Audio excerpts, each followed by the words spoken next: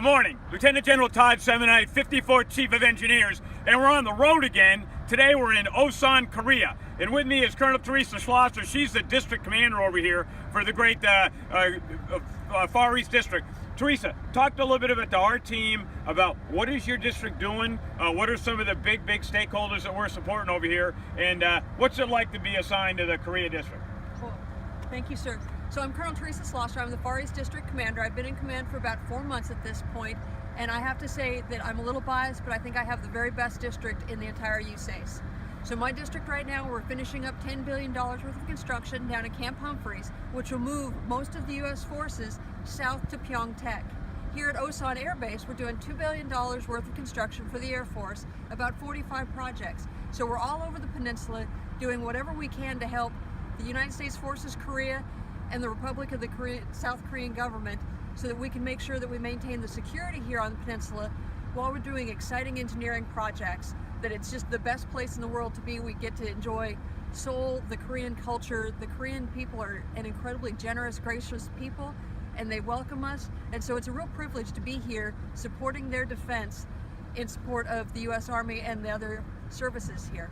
So Teresa, you might be a little bit biased, but on the other hand, I was with the leadership of U.S. Army yesterday, and they were very supportive of all the great work that your district's doing over here. We're going to go see the head of the Air Force here in a couple of minutes, and then we're going to have more engagements tomorrow. And I know that just the accolades of what your district done, you know, they continue to be able to speak for that. And part of that is what we're doing right here on the Air Base. Right behind me is the runway. With me is Carrie Park. Carrie's the project engineer for a big project we're doing here to be able to support the Air Force.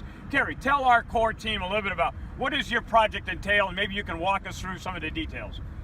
Yeah, we're looking right now at the oldest runway in the entire Air Force, constructed in 1952. We're standing right now on a temporary taxiway. This inside runway is going to be completely rebuilt by means of a Portland cement concrete overlay of roughly 11 to 14 inches over the existing concrete. Maintaining an operational runway in good condition is, for obvious reasons, an extremely high priority to the Air Force. This contract was awarded last year and is being funded by the Republic of Korea, Ministry of National Defense, and will be completed by August of 2020. So the tricky part here is that you're redoing this inside runway, but you've got to keep the outside one operational. So what is your plan to be able to get the airplanes back and forth to be able to get still use the other runway? Keeping this base, the runway operational, is a non-negotiable. In order to keep the outside runway, which is newly constructed, operational, we're going to construct temporary taxiways, which we're standing on right now, which will allow all aircrafts to circumvent the inside runway construction while it's going on. And then, hey, Carrie, one of the things that I've been pushing hard is delivery. We've got to continue to execute for all of our different stakeholders, and the Air Force out here is critical. This looks like about a $45 million project. How you doing on delivering the program? Bottom line, sir, we're about 1% ahead of schedule, so we're doing great. So we're supposed to be around 14 today, or 15.8, something like that. And that's what it's all about in the Corps. We've got great stakeholders, we've got great service members over here, being able to serve our country and to work and to partner with South Korea. But the bottom line is we got to be able to come through. And it's people like you, Carrie, to be able to make that happen. We have a pretty good contractor here or not? The best, sir.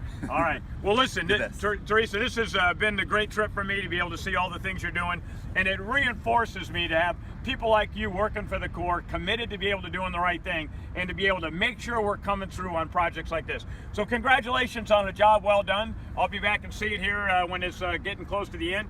And the other thing is I want to be able to continue to be able to reiterate, I think, is that we need great people to come in and be able to work in your district. So if you have any interest in coming over and working in the Far East District, talk to the Colonel here and get on her team. But an outstanding team you've got, and I'm really proud to be able to be here and see the great work you're doing. So from Korea, bottom line is phenomenal job, phenomenal team delivering the program.